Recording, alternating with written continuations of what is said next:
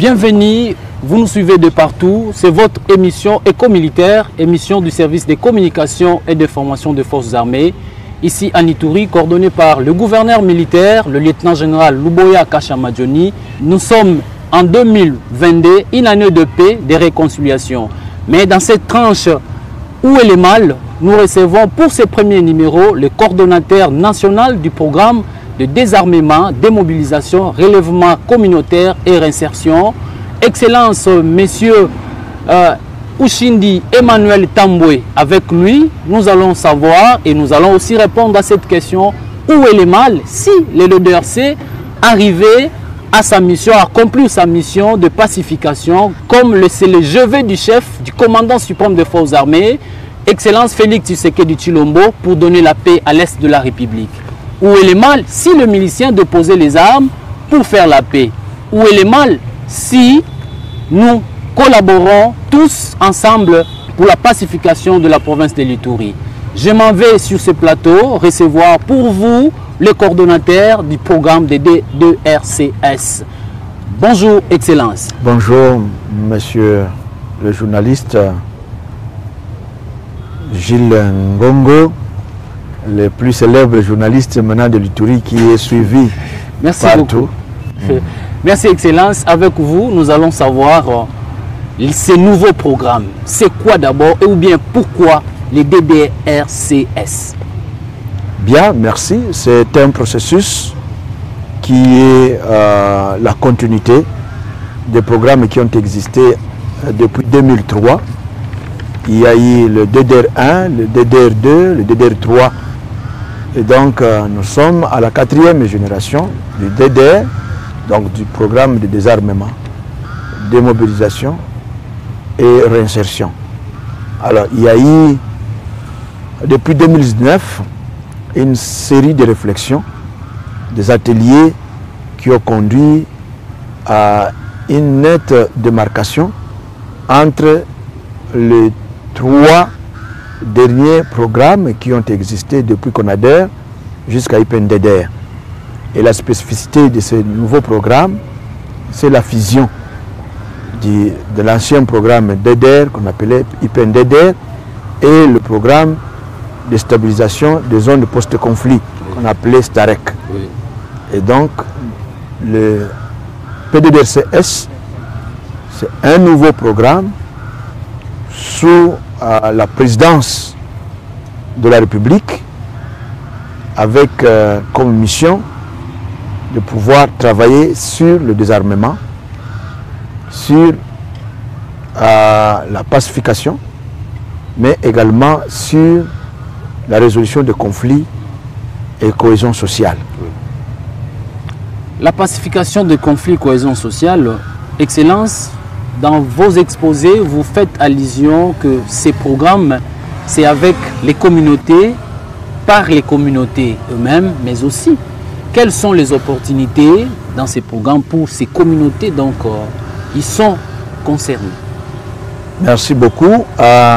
Comme vous pouvez le constater, dans les temps, il y avait les 3 générations de DDR. Mais ils ne prenaient pas en compte les communautés.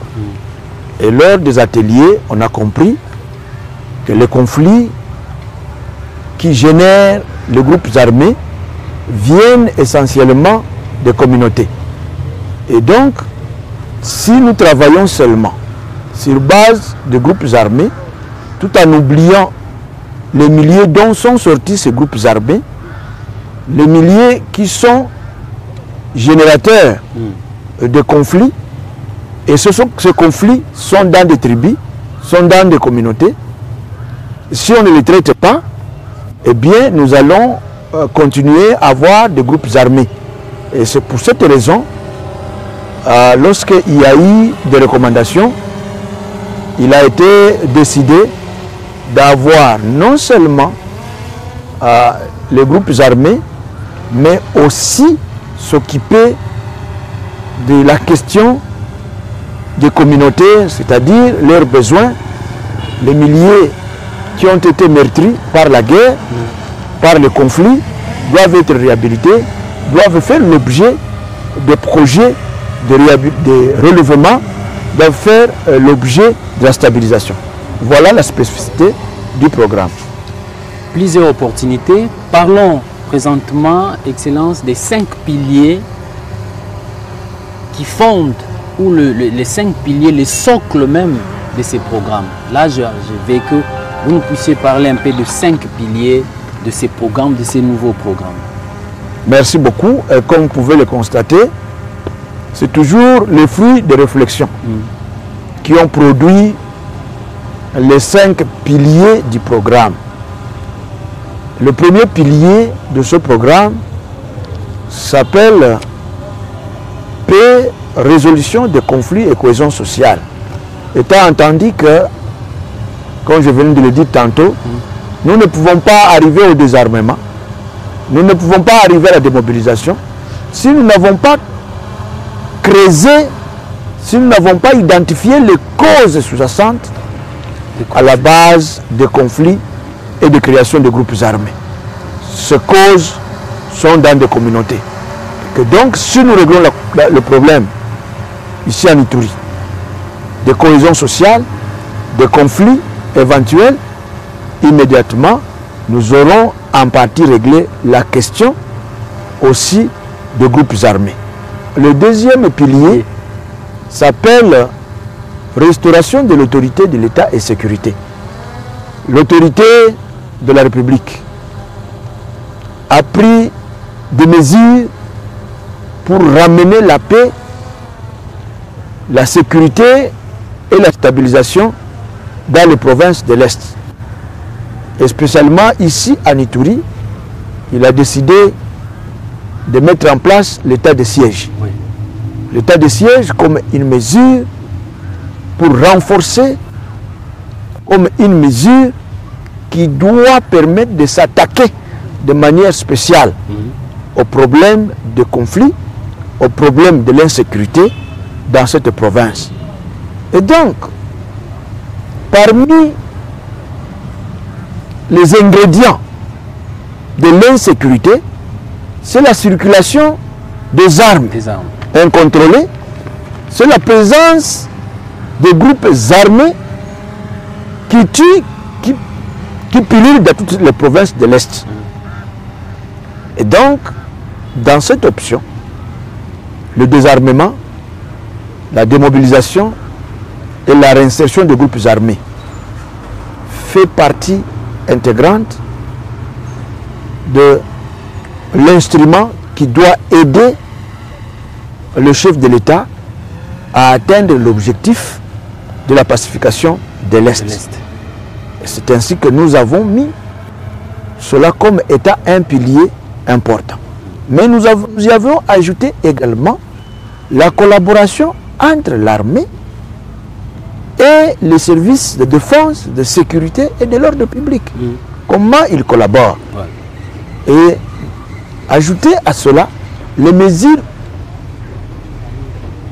de réveil précoce, c'est-à-dire la vigilance populaire, l'implication des communautés dans la sécurisation des entités.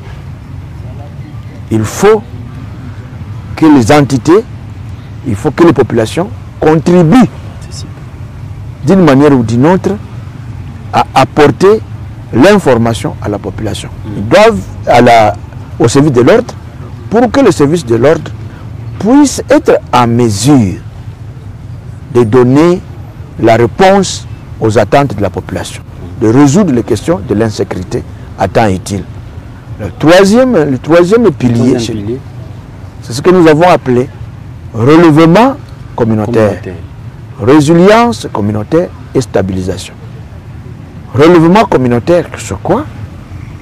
C'est un ensemble de mesures qui vont aider les populations meurtries, les entités qui ont subi la guerre, de connaître ce que nous appelons une réhabilitation morale, matérielle et infrastructure.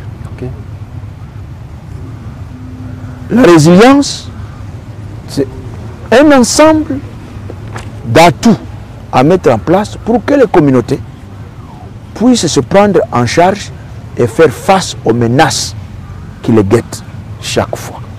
Donc, le réveil patriotique, voilà, en quelque sorte.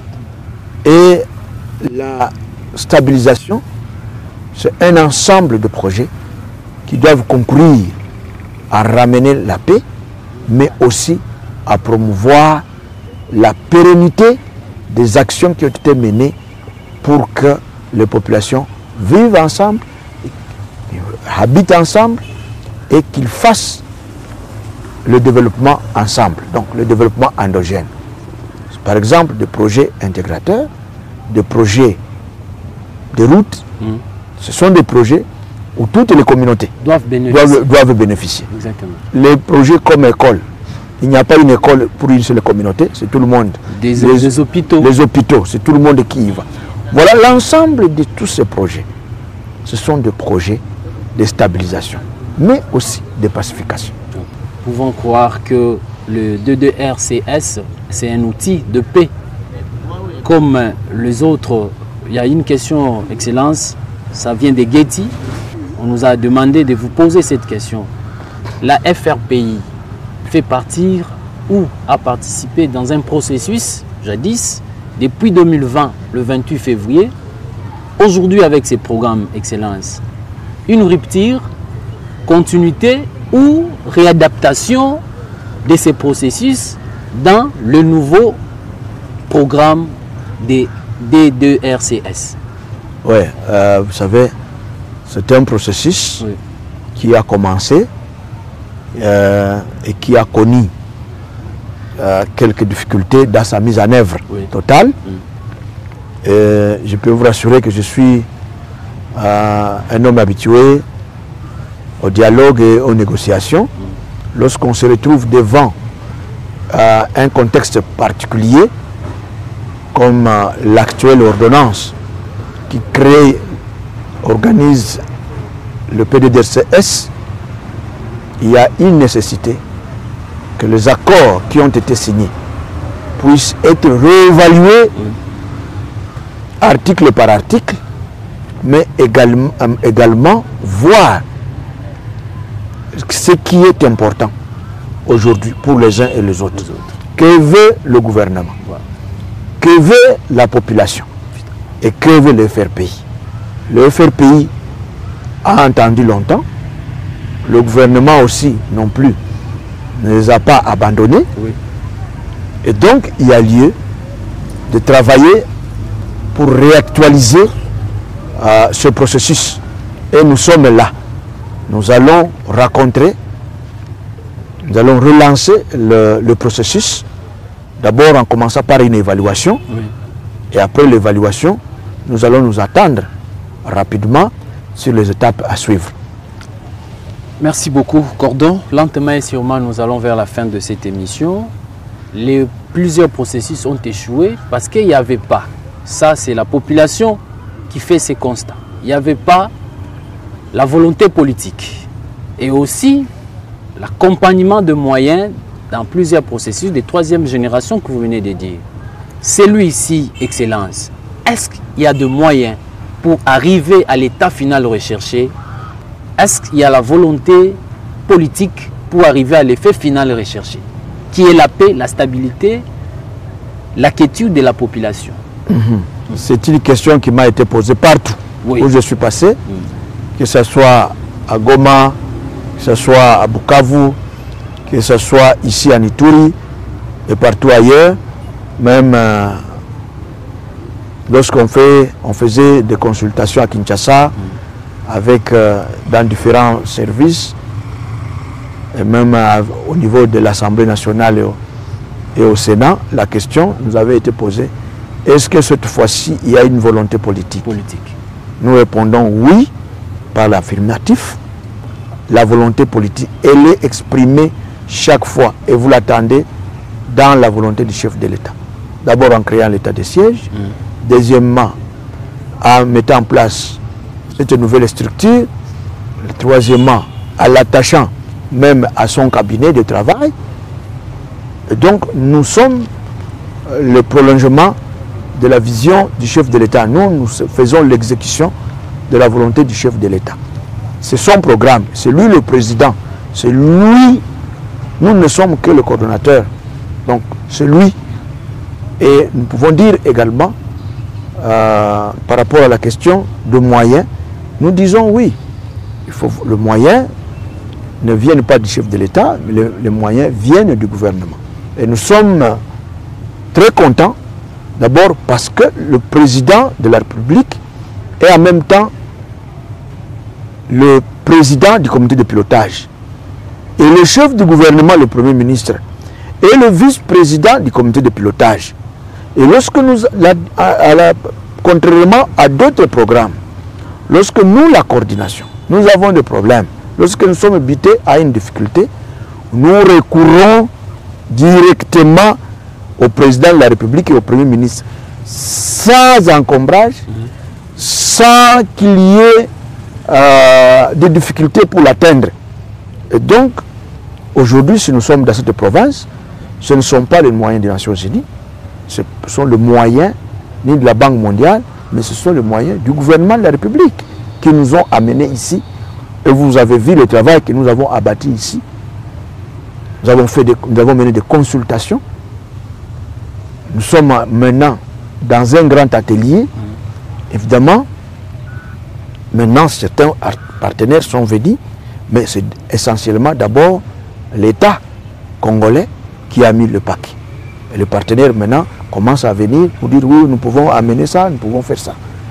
Nous sommes sur ces plateaux avec le coordonnateur du programme de désarmement, démobilisation, relèvement communautaire et stabilisation.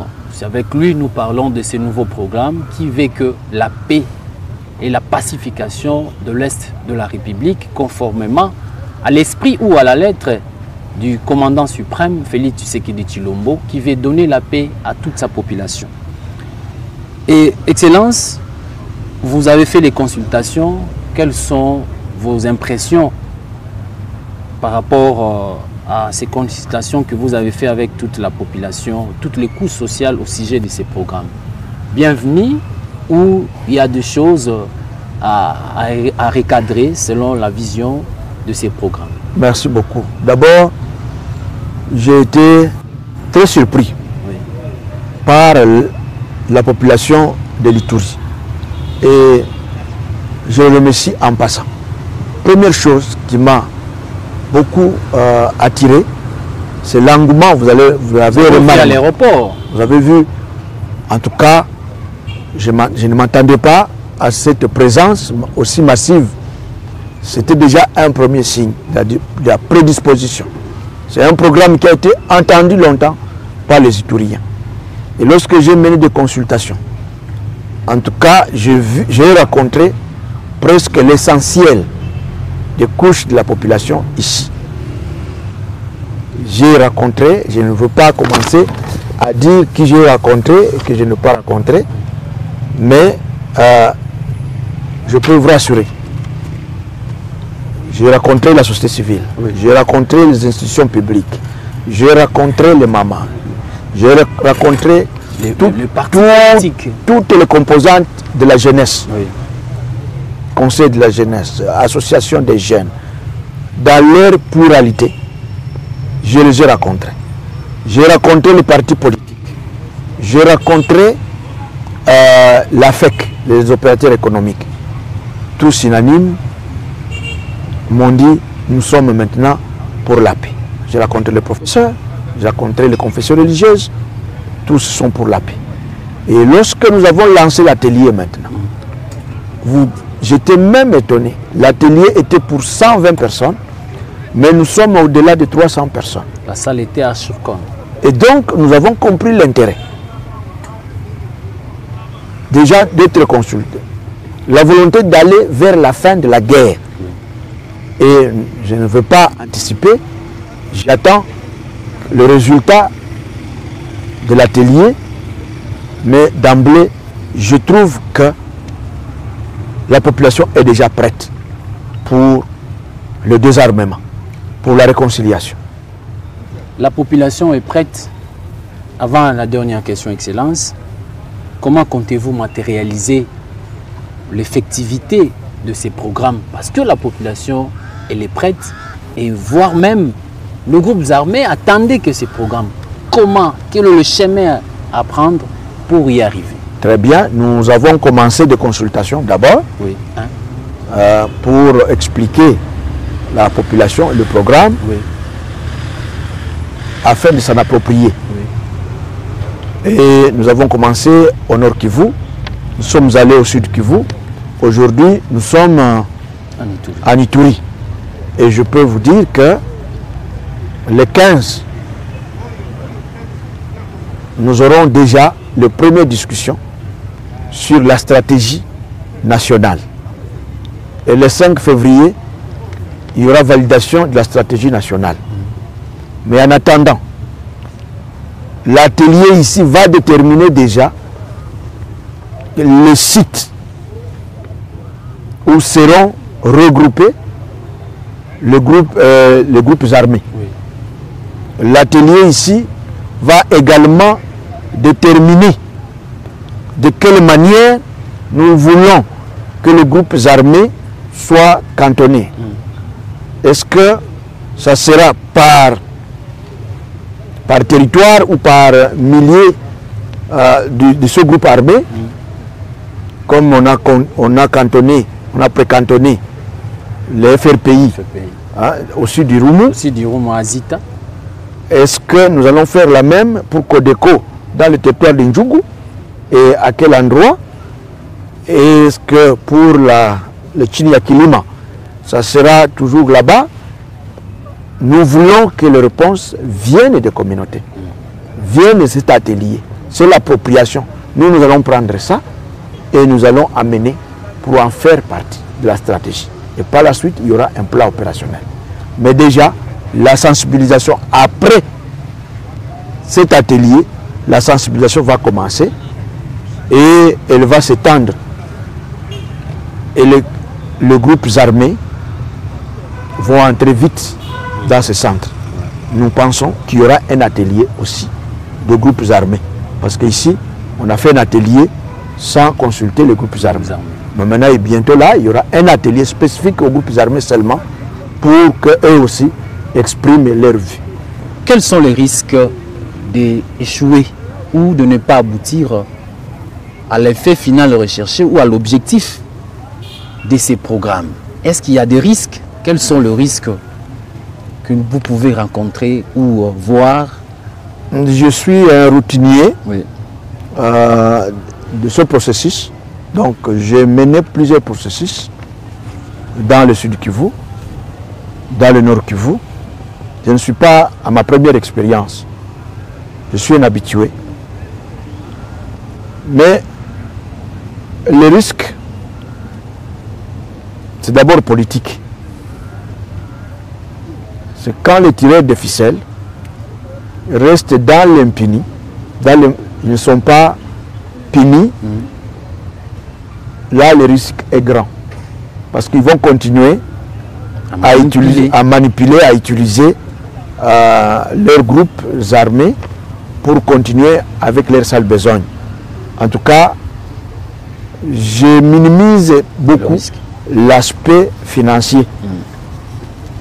Si on vous dit la manière dont moi je fonctionne avec la volonté de la population. Et les moyens suivent. Je ne doute pas de moyens qui viendront du gouvernement, parce que je discute régulièrement avec le chef de l'État, avec le Premier ministre. Je sens cette volonté-là. Je viens de sentir la volonté de la population. Ce sont deux atouts majeurs pour moi, pour réussir. Je vais laisser maintenant à ce que les instruments du pouvoir public puissent s'occuper de tireurs de ficelles. Et je suis content parce que il y a un service qui s'occupe pratiquement du financement des groupes armés et qui va collaborer avec la justice pour que ceux-là qui voudront se mettre à porte-à-faux, qui vont empêcher que le programme du chef de l'État, que la vision du chef de l'État, de ramener la paix, la sécurité, la stabilité à l'est de la RDC, ne soit pas matérialiser. En tout cas, je suis convaincu que ces gens-là seront mis devant leurs responsabilités et mis hors état de nuire devant les services compétents du pouvoir public de l'État congolais. Voilà, mesdames et messieurs, nous sommes à la fin de cette émission. Nous vous rappelons que nous avons réussi pour vous les coordonnateurs du programme DDRCS, Excellence Tomi Tambwe Ushindi Emmanuel. Avec lui, nous avons parlé de DDRC, ces grands programmes émanant du chef de l'État pour donner la paix. Excellence, avant-dernière question, nous sommes à la fin de cette émission. Quoi de groupes armés étrangers? Ils font partir ou il y a une nouvelle stratégie pour eux, et si ce n'est pas un secret? Les groupes armés, tous dans sa globalité, les groupes armés congolais comme étrangers font partie intégrante du programme. Et donc nous nous occupons et des groupes armés étrangers, et nous collaborons avec la communauté internationale. Nous collaborons aux efforts régionaux de la lutte contre les groupes armés étrangers et des combattants étrangers. Nous travaillons déjà avec beaucoup d'organisations qui ont la mission de s'occuper des groupes armés étrangers, notamment les Nations Unies, le bureau spécial de l'envoyé spécial du secrétaire général pour la région des Grands Lacs. Il y a aussi des efforts que nous travaillons avec le gouvernement burundais, mais aussi dans le cadre bilatéral, la RDC avec d'autres voisins. Et donc nous participons à tous ces efforts. Nous avons été à Goma lors de l'atelier qui s'est réuni à Goma sur la question des groupes armés étrangers. Et vous me voyez déjà avec le coordinateur des opérations conjointes UPDF et FARDC. Je suis avec lui et c'est dans cet effort-là. Nous savons qu'à Beni, il y a aussi des groupes armés congolais et étrangers qui ont été pris en étau lors des opérations. Et donc, nous allons travailler pour que les étrangers puissent être rapatriés dans leur pays et les Congolais puissent connaître une autre phase de d'abord du désarmement, de la démobilisation, de la réinsertion, mais aussi de la déradicalisation. La radicalisation, dans une approche globale, la paix doit être recherchée à tout prix par l'état de siège avec les opérations, mais aussi avec les opérations mutualisées avec l'Ouganda et les forces armées. En passant, nous saluons le coordonnateur de ces opérations conjointes, le général-major Camille Bombele, qui est aussi déjà avec nous ici à Ituri, dans ce même cadre, mais aussi dans cette approche, il y a aussi le DDRCS. Mesdames et messieurs, nous sommes à la fin de cette émission, au moins que le cordon vous ayez un dernier message à la population, mais aussi aux groupes armés, de se préparer pour ce vaste programme dont l'intérêt est tout d'abord communautaire, l'intérêt est pour la paix à l'est de la République. Je voudrais d'abord remercier le gouverneur militaire de la province de l'Ituri pour l'accueil chaleureux qu'il m'a réservé et réservé également ma délégation. Nous avons travaillé dans des conditions de sérénité. Je me suis senti comme à la maison, comme à Kinshasa. Ma sécurité a été garantie. Mais je voudrais également remercier tous les membres du Conseil provincial de sécurité pour leur collaboration et pour leur implication. Je voudrais remercier également le commandant de forces conjointes FARDC et UPDF qui est toujours en contact avec moi et qui ne cesse de me donner la situation sur le terrain et me donner également même des stratégies pour que ensemble nous puissions utiliser les deux mesures mesures non militaires et les mesures militaires. Je voudrais remercier tous les notables de la province de l'Ituri pour leur collaboration, pour leur participation à l'atelier et pour leur implication. Nous les avons consultés pour qu'ils donnent leur point de vue par rapport à la stratégie PDDRCS. Nous voulons remercier également tous ceux qui ont été consultés, les députés nationaux et provinciaux en veilleuse, le gouvernement provincial en veilleuse, la jeunesse, les femmes, la FEC. En tout cas, ils se sont montrés qu'ils sont tous disposés pour la paix. Et donc je lance un message pathétique à tous les Congolais vivant à l'Est de comprendre que l'heure de la paix est arrivée, de saisir la main tendue du chef de l'État, son Excellence Félix Antoine Tshisekedi Tshilombo, pour ramener la paix, la sécurité, la stabilité et le développement de la République démocratique du Congo en général et des provinces de l'Est en particulier. Merci beaucoup. Merci, nous sommes à la fin de cette émission dans sa tranche Où est le mal. La question est posée. Excellence, est-ce qu'il y a un mal de parler de la paix dans notre pays? La paix, c'est la priorité des priorités. Oui. La paix, c'est le devoir patriotique de tout citoyen. Et donc, nous sommes là-dedans. Merci aussi pour l'équipe de la presse qui m'a reçu ici, avec laquelle nous avons partagé tous les sujets. Tous les honneurs sont à vous, merci les journalistes. Merci beaucoup, Excellence. Il n'y a pas de mal. Nous disons merci à toute l'équipe technique qui nous a accompagnés, à notre concert aussi qui a fait à ce que nous puissions recevoir aujourd'hui les cordons. Restez branchés à l'écho militaire. Cette émission sera diffusée dans toutes les plateformes. Prenez rendez-vous chaque jour dans cette émission Où est le mal. Nous sommes là pour la paix et nous allons continuer à travailler rien que pour la paix, comme venait de le dire l'Excellence Tommy Tamboué qui a dit c'est un devoir patriotique pour tout le monde. Travaillons ensemble pour la paix et la tranquillité de nos populations. Merci et à la prochaine.